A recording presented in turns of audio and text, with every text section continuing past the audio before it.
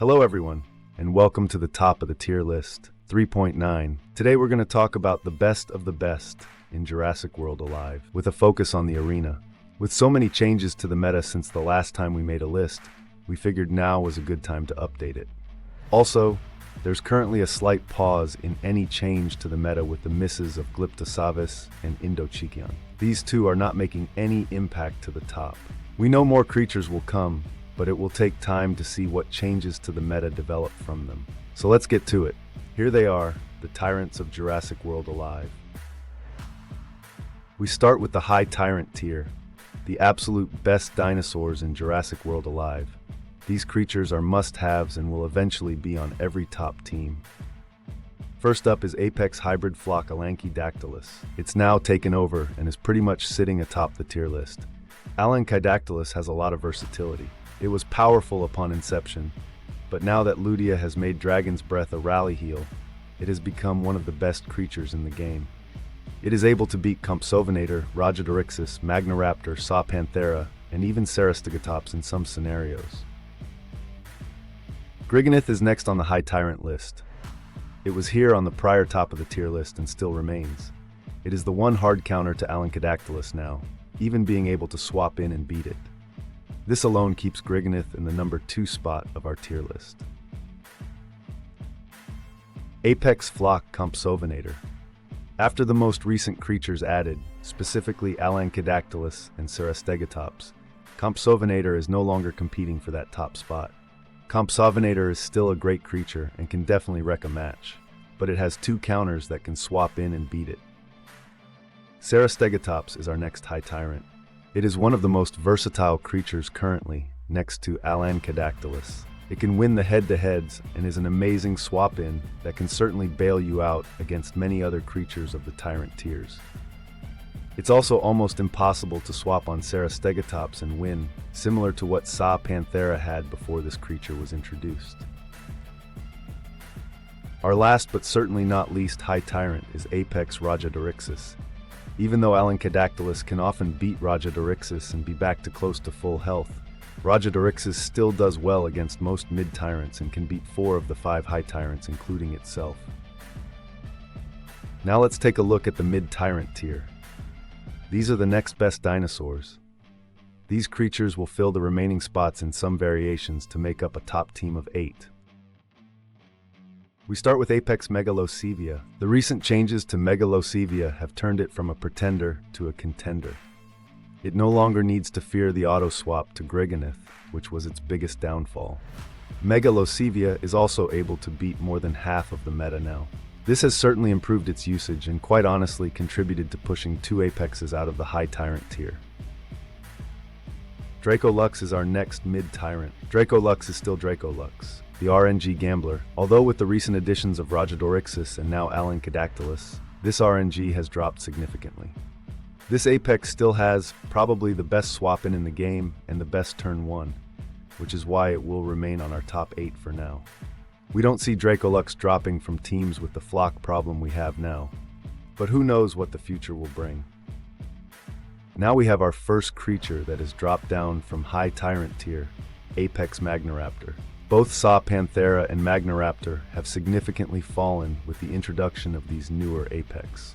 They're no longer top of the meta. Very solid mid-tyrant, but we don't see them remaining on teams with the current creatures that are here. Maybe things change again when more Apex are introduced. Magnaraptor has suffered to flocks. The 2 new flocks do its job, just better. These flocks both also make Magnaraptor significantly worse. While Magnaraptor still has a use to counter Gryganyth and Trykovenator, these matchups depend on turn and boosts.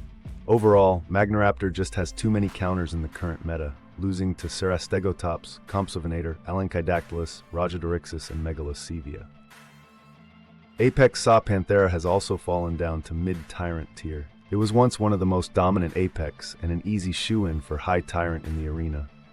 But Sah Panthera has dropped a bit. Almost all of the top 5 high tyrants can win against Sah, and it's no longer safe from swaps because of its OE hunt. With Rajadorixis and Trykovenator removing its chance to swap out or punishing the swap, it's also risky to use now as a closer. Sah Panthera is still quite good and will remain in mid-tyrant for now. as it's a solid lead and amazing revenge killer. But its days could be numbered. We'll see what happens with future Apex releases. The newest creatures of Jurassic World Alive have also given a buff to one Apex that was not used much. Trykovenator has had some movement with these recent additions.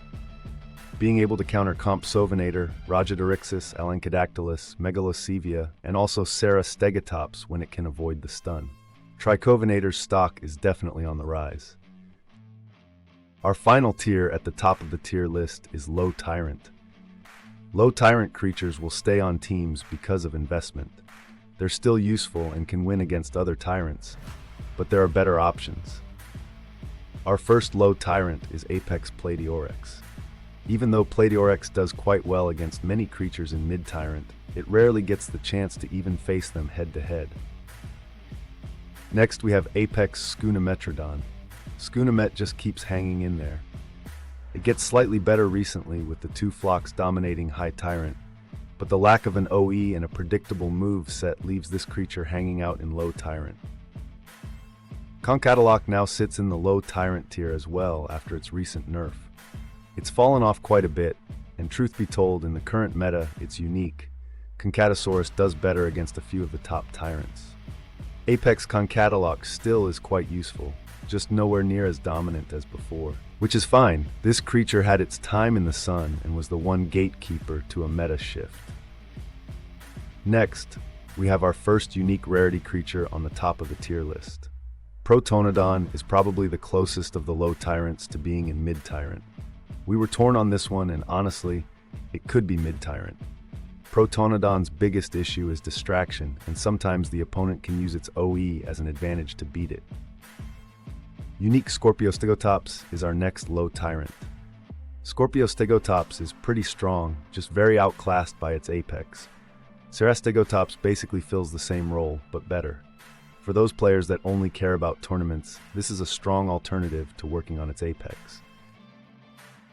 We also have unique non-hybrid Estemmenosuchus on the Low Tyrant list. Estemmenosuchus is mainly here because of its crazy revenge move.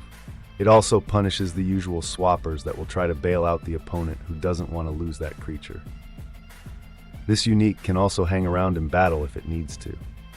Estemmenosuchus is an easy creature to level as well with its availability as a short-range spawn and in the free weekly short-range scent. It's a bargain Low Tyrant that's available to all players. Next on the Low Tyrant tier is unique flock Thylos Intrepidus. It's still a great swap-in, but not close to what it was before. Thylos Intrepidus rarely gets the chance to swap in and set up like before or make the opponent fear a swap-out. There are just too many counters for this creature now, and hard counters at that. Unique Concatosaurus holds the next spot on the list. It has increased some in overall power recently, in our opinion. With the big group attacks and solid counter, Concatosaurus has turn 1 options that make it pretty versatile. The resistances are what will hold this unique back from moving above Low Tyrant. But Concatosaurus is definitely an interesting option for those players that already have investment into it. Our final Low Tyrant creature is Omega Sinraptor. It does fill more of a niche role now though. With Concatoloch falling off and eventually Magnaraptor, Sinraptor has almost no use.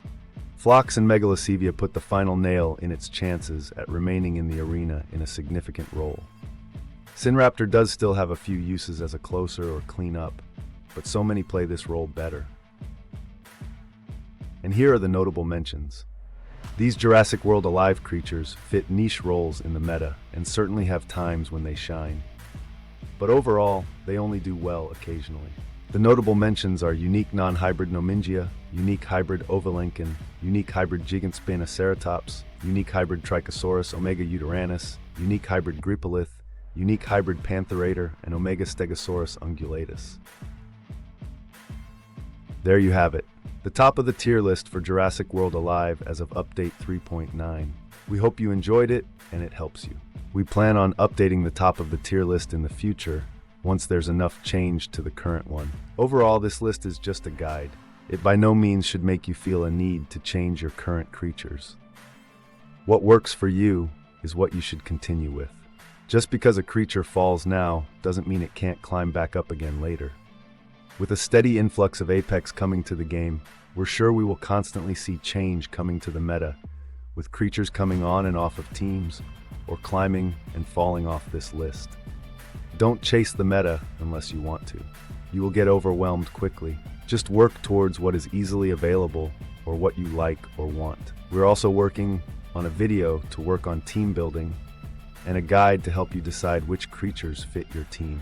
This guide will tell you the basics of what is needed for each team to succeed. Thank you again for joining us here at IDGT 902 YouTube. If you enjoyed this video, please click the like button. If you want to see more, we'd love it if you'd subscribe.